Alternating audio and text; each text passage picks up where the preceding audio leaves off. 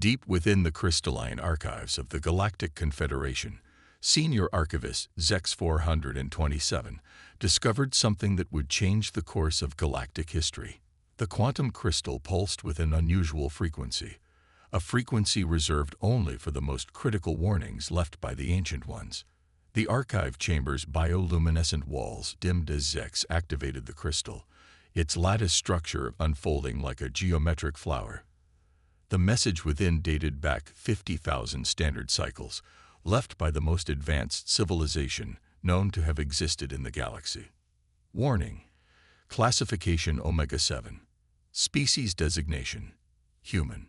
Location: Strategic Quarantine Zone. Spiral Arm Designation 7. System 3. Zex's secondary breathing bladders contracted with anxiety. Omega-7 classifications were almost mythical, reserved for civilization-ending threats. Yet this system was considered primitive, barely achieving orbital capabilities. The holographic display expanded, showing a blue-green world spinning slowly. Earth, as its inhabitants called it. The Ancient One's message continued. This species demonstrates unprecedented developmental patterns.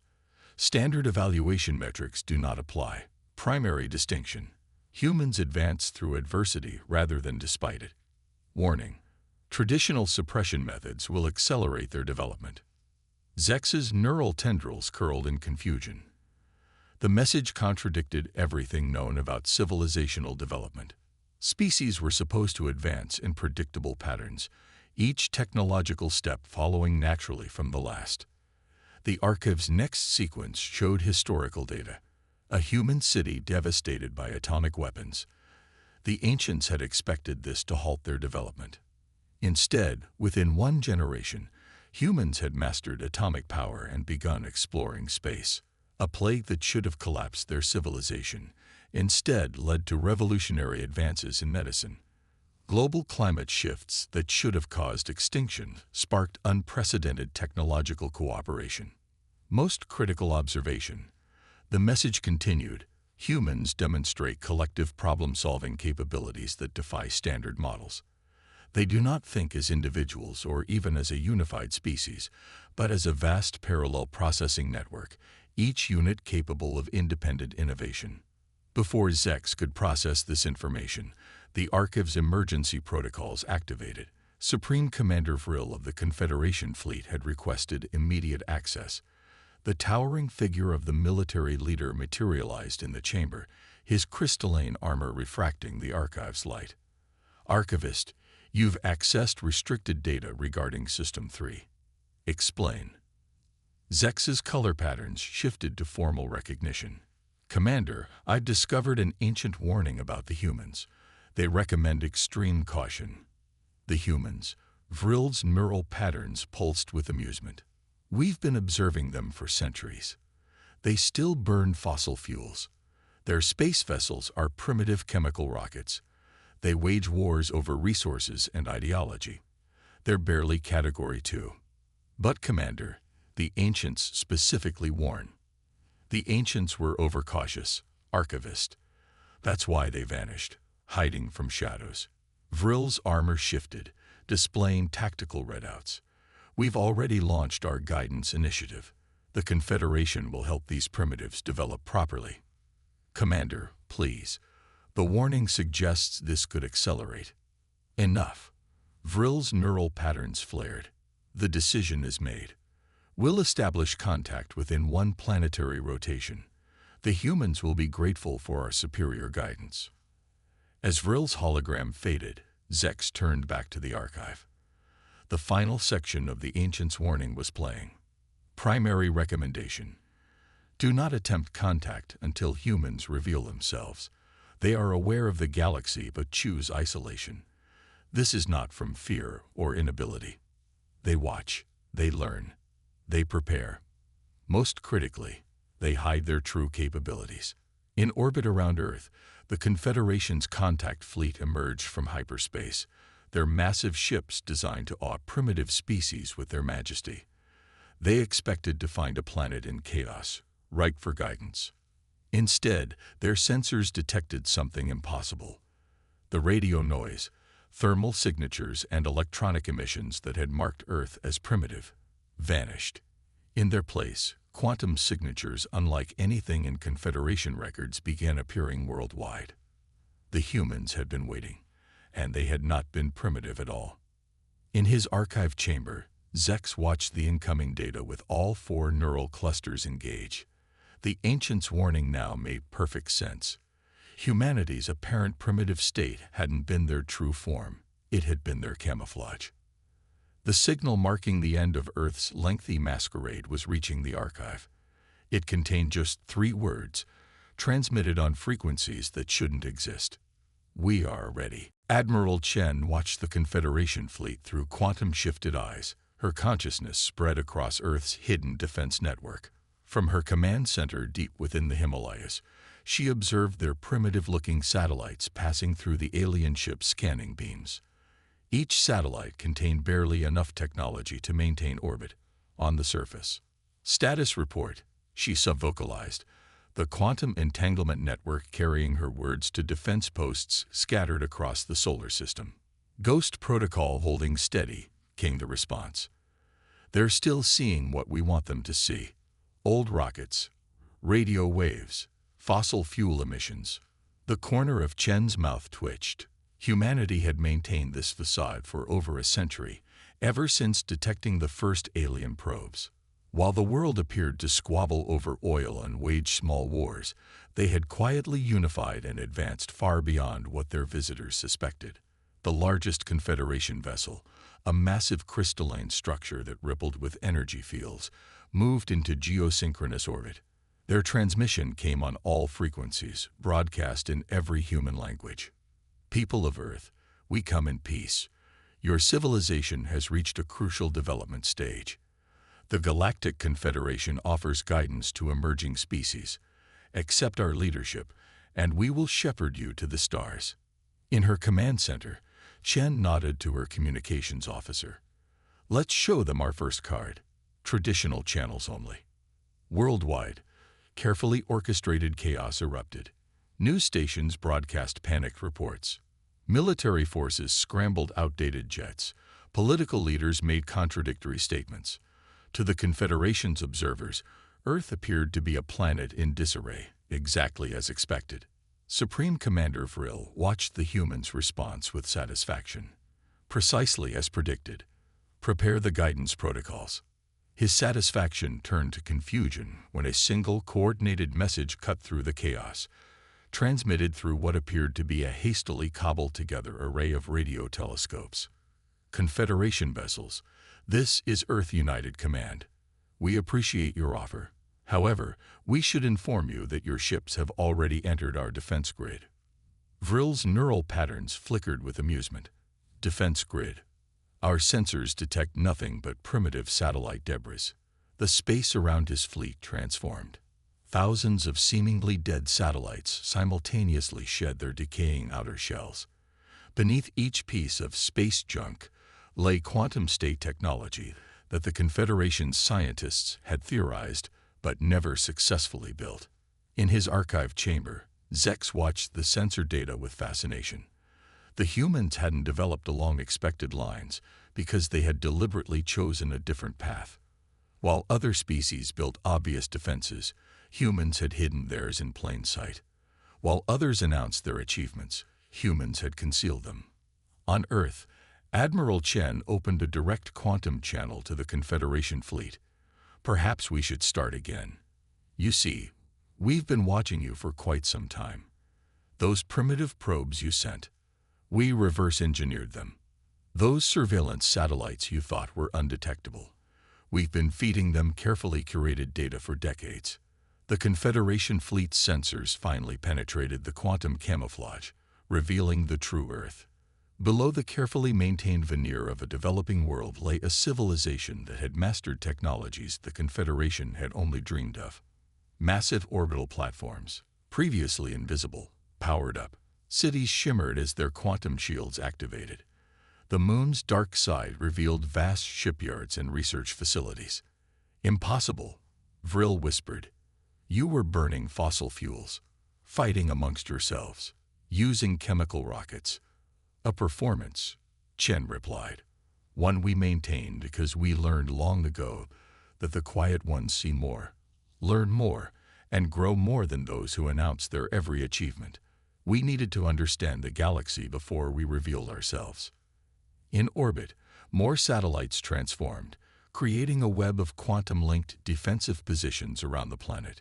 Earth's true face emerged, not a primitive world struggling toward the stars, but a unified civilization that had already mastered them. We don't need guidance, Commander Vril, Chen continued. What we need is to understand whether the Confederation can accept that their assumptions about civilization, progress, and humanity were wrong. Vril's neural patterns scattered in shock as his sensors detected quantum signatures emanating from Mars, Venus, and the asteroid belt. Humanity hadn't just hidden their advancement. They had quietly colonized their entire solar system while appearing to struggle with their first moon landing. The Ancient Ones were right to warn about us, Sarah concluded, not because we were dangerous, but because we represented something unprecedented. A civilization that chose to advance through understanding rather than dominance. The quantum network expanded across the galaxy, linking worlds and species in ways previously unimaginable. Each civilization maintained its unique path while contributing to a greater whole. The primitive radio signals that had marked Earth as a developing world continued to broadcast, but now they carried a deeper message. Advancement comes in many forms, and the quietest path sometimes leads to the greatest changes. In his archive chamber, Zex added a final note to the Ancient One's warning. They taught us that true power lies not in the technology we display, but in the wisdom to know when to reveal it. Humanity's greatest achievement was not their advancement, but their understanding of when and how to share it. The galaxy entered a new era, one where civilization itself had been reinvented. Humanity's long silence had ended not with thunder, but with a symphony of understanding that would reshape the stars themselves. And somewhere, in the quantum spaces between dimensions, the Ancient Ones watched as their warning achieved exactly what they had hoped. Not the containment of humanity, but the transformation of the galaxy through humanity's unique gift for hidden wisdom and patient change. Where the Confederation built its power through obvious display, humans built theirs through careful concealment. Where the Confederation demanded recognition, humans preferred observation. Where the Confederation saw primitive struggles, humans had created the greatest intelligence-gathering operation in galactic history. The question now, Chen concluded, is whether the Confederation can learn as well as it teaches. Are you ready to know us as we truly are? The fate of galactic civilization hung in the balance, balanced on the edge of humanity's revealed truth. Sometimes the most powerful civilizations are the ones wise enough to hide their power until the perfect moment. First Speaker Xan9 stood in Earth's quantum observation chamber, all four neural clusters struggling to process what humanity had chosen to reveal. The chamber itself defied Confederation physics, a perfect fusion of organic and quantum technology that allowed its occupants to perceive reality across multiple dimensions simultaneously. Your entire civilization, Xan9 managed, is a network. Dr. Sarah Chen, Admiral Chen's daughter and Earth's chief quantum architect, nodded. We discovered early that centralized advancement was vulnerable. One disaster, one war, one mistake could erase generations of progress. So we evolved differently. The chamber's displays shifted, revealing the true extent of human civilization. What the Confederation had thought were scattered, primitive colonies across nearby systems were actually nodes in a vast, interconnected web of advancement. Each appeared isolated and technologically simple on the surface, hiding layers of quantum-linked complexity beneath. Every human settlement, Sarah explained, specializes in different technologies, different approaches, different possibilities. When one makes a breakthrough, the knowledge spreads instantly through quantum channels, but the appearance of separation remains. In the archives, Zex was adding new data to the Ancient One's warning, finally understanding its deeper meaning. Humanity hadn't just hidden their technology, they had fundamentally reimagined how civilization itself could function. Your wars, San 9 realized, your conflicts, partially real, partially staged. Sarah confirmed. We maintained enough genuine discord to be convincing, but beneath that facade, humanity has been unified for generations. We needed to understand conflict without destroying ourselves, so we controlled it, studied it, learned from it. The chamber's view expanded to show Earth's quantum defense network, a masterpiece of engineered invisibility. What appeared to be simple communication satellites, weather stations, and space debris was actually an interlocking system of quantum sensors and response platforms. But why? San 9's neural patterns pulsed with confusion. Why expend so much effort to appear primitive? Sarah's smile held centuries of human wisdom. Because we learned something vital about advancement. The observer effect applies to civilizations. The way your watch changes how you develop. In orbit, the Confederation fleet remained surrounded by humanity's ghost ships, each one a testament to their philosophy of hidden strength. These vessels had no fixed form, shifting between states of matter as needed, their very existence challenging the Confederation's understanding of physics. While you built mighty fleets to show your power, Sarah continued, we built ships that could hide in the quantum foam between realities. While you created vast, visible networks of worlds, we created invisible links that can't be severed because they exist in multiple dimensions simultaneously. The chamber's display shifted again, revealing something that made San 9's neural clusters pulse with shock. The primitive-looking human settlements scattered across Confederation space were far more than they appeared. Each one was a silent observation post, gathering intelligence while appearing to be nothing more than struggling colonies.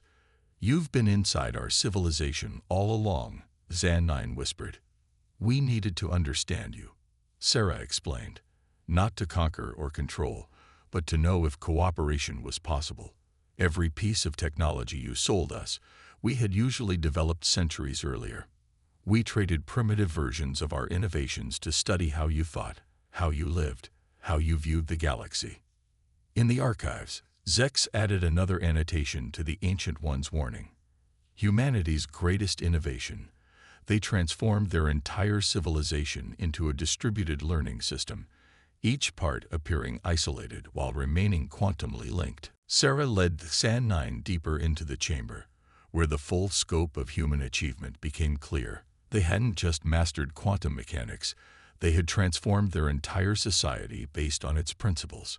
Every human carried quantum links in their very cells, allowing instant communication and coordination while appearing to use primitive radio waves and internet connections. We're revealing ourselves now, Sarah said, because we finally gathered enough data to know the Confederation can adapt. You can learn. You can change. The question is, are you willing to? San 9 stared at the displays, watching as more layers of human deception fell away, revealing a civilization that had transformed itself into something entirely new, a species that had made invisibility, patience, and distributed advancement into an art form. The future of galactic relations would depend on whether the Confederation could accept not just humanity's advancement, but their fundamentally different path to achieving it. A path that suggested perhaps there was more than one way to reach the stars. The Galactic Council chamber, traditionally a place of crystalline order and hierarchy, had been transformed. At humanity's suggestion, the rigid ranks of seats had been replaced by a quantum-linked circle where all species could perceive and understand each other directly. The change was symbolic of the greater transformation sweeping through galactic civilization. Supreme Commander Vril, now serving as the Confederation's Chief of Integration, watched as human quantum technology merged seamlessly with the chamber's traditional systems. Like many, he had finally understood that humanity's greatest weapon was never their hidden fleet or advanced technology. It was their perspective. The galaxy stands at a crossroads. First, Speaker San 9 addressed the assembled representatives. For millennia, we believed advancement followed a single path. Humanity has proven otherwise. Dr. Sarah Chen stood in the center of the chamber, her quantum neural interface allowing her to communicate simultaneously with all present species. The interface itself was a testament to human innovation, appearing as simple jewelry while containing technology that had taken the Confederation centuries to even theorize. "We propose a new way forward," Sarah began. "Not the Confederation's path of visible power, nor humanity's path of hidden advancement, but something new, transparent development with protected innovation." The chamber's quantum field rippled as she revealed humanity's proposal. The entire galaxy would be transformed into an interconnected web of civilizations, each maintaining their unique development path while sharing a deeper quantum network for cooperation and understanding. In the archives, Zex worked feverishly, documenting the historic moment. The Ancient One's warning about humanity had been prophetic in ways none had expected. They hadn't warned of a threat, but of a transformation, a fundamental reimagining of how galactic civilization could function. "Our strength," Sarah continued, "lies not in what we show or hide, but in how we learn and adapt. The quantum network we propose will allow each civilization to maintain its cultural independence while participating in a greater symphony of advancement." The chamber's displays showed the first test case, a dying star system where multiple species had competed for resources. Under the new approach, quantum-linked colonies worked in different dimensions of the same space, sharing resources without conflict through human-developed phase-shift technology. "We hid our advancement not from fear," Sarah explained, "but because we needed to understand the galaxy before we could propose this change. Every primitive colony, every seemingly simple human settlement, was actually a study in how different species think, live, and grow." Vril's neural patterns pulsed with newfound understanding. "You weren't just hiding. You were learning how to bridge the gaps between all our species." "Exactly," Sarah smiled. "While appearing primitive, we developed ways to translate not just languages, but entire modes of thought. The quantum network doesn't just share information, it shares understanding." The chamber hummed with energy as representatives from across the galaxy experienced the network's potential.